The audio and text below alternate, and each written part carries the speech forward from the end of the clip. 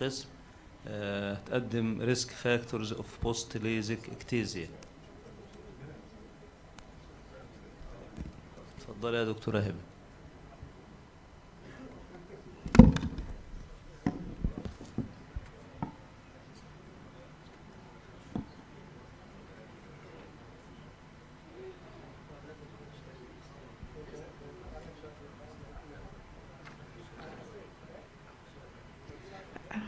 Risk factors of post-LASIK ectasia. My topic is part of our study, which was published in Delta Journal of Ophthalmology 2022. For introduction, post-LASIK ectasia is one of the rare complications of the LASIK and defined as progressive corneal thinning and steepening associated with progressive myopia with or without astigmatism, resulting in decrease of both corrected and uncorrected visual acuity. Here's an example of post-LASIK ectasia case with slit line photography showing the corneal thinning and the pentacam showing the inferior steepening with the Kmax 51 diopter. Thinning of the corneal thickness is about 420 micrometer with high back elevation.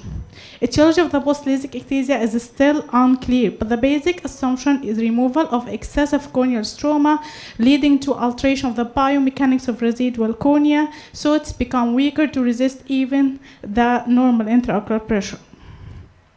One of the protocols for assessment of risk of the ectasia was by Randleman et al. Published 2008, creating ectasia risk scoring system, considering the topography, residual stromal bed thickness, age of the patient, corneal thickness, and the manifest refractive spherical equivalent. Each eye takes a score of each item, and the mission of this score to determine whether this patient is low risk to proceed for LASIK surface or any refractive surgery, or of moderate risk to proceed only surface ablation, or is it high risk, so you should avoid any refractive surgery for this patient. It was a case-controlled study to compare a ectasia group who included all of the ectasic eye post-LASIK ectasia collected between 2016 to 2021, comparing with the normal group included eyes which underwent an eventful LASIK. All of the patients undergo full comprehensive preoperative screening, history, examination, and all of the corneal flap was created with a mechanical microkeratome. All of the ablation of the stroma was done with a wave light alligator with a post-operative follow-up. The incidence of post-LASIK ectasia was 31 eyes developed of post-LASIK ectasia of 13,883 eyes, which means the incidence was 0.22%. Other reports studied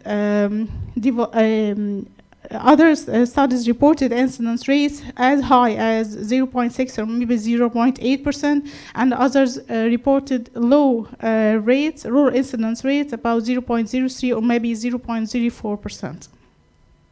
We compare between the ectasia and normal group in the preoperative data regarding the demographic data, refraction and visual acuity, corneal curvature and thickness, corneal elevation and the ectasia risk scoring system, and the LASIK flap related data.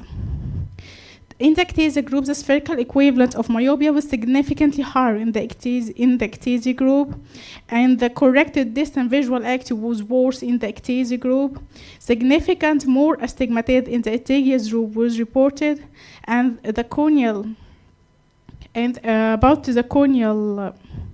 corneal astigmatism was calculated by subtraction of K1 from K2. احنا هنا مش بنتكلم على manifest refraction. انا خدت corneal astigmatism من البنتاكام عشان زي ما الدكتور كان بيقول انا عايز اخد الcorneal astigmatism مش lenticular astigmatism.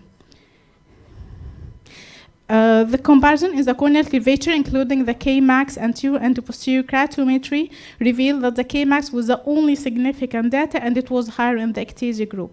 The corneal thickness at the thinnest location in the ectasia group was thinner than in the normal group, but surprisingly, this was insignificant difference. Despite the mean flap thickness was higher in the ectasia group, but also it was insignificant data. In the ectasia group, the residual stromal bed thickness was significantly thinner than the normal group, and the significant lower percent of residual stromal bed thickness to the total corneal thickness. Significantly higher rate of incidence of the complication in the ectasia group. Complication in other complications than ectasia, سواء striae formation, incomplete cut, intraoperative. According to ectasia risk scoring system, significantly more high risk scoring in the ectasia group and significantly more low scoring in the normal group. So the ectasia risk scoring system proved that it could evaluate the patient at risk to develop ectasia or not. And despite of that, not all of patients who developed post-LASIK ectasia was recognized by this protocol. Here is one example of our patient developed ectasia after 3.5 years post-LASIK. Despite that, his ectasia risk scoring system was 0 in both eyes. This was a male patient, 32 years old, underwent the LASIK surgery for myopia. His refraction in the right eye was a sphere -3 diopter, slender -0.25 diopter at 160 axis. In the left eye, his refraction was sphere -3 diopter. The planned flap thickness in both eyes was about 120 micrometer, leaving estimated residual stromal bed thickness about 380 micrometer, which means 68% of the total corneal thickness. And here the pentacam of the patient, symmetrical vertical bow tie. The corneal thickness was about 530 micrometer. Front and back elevation with the normal. And this is the plain unprotrusive enhanced ectasia display. Parameters was normal, the curves was normal, and that was the same in the left eye. Despite all of that, this patient developed ectasia.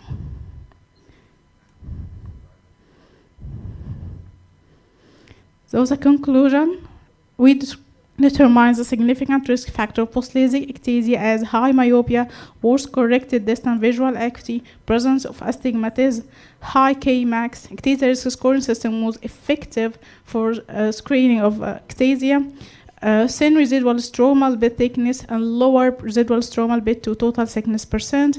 Other complication at retreatment, striae formation.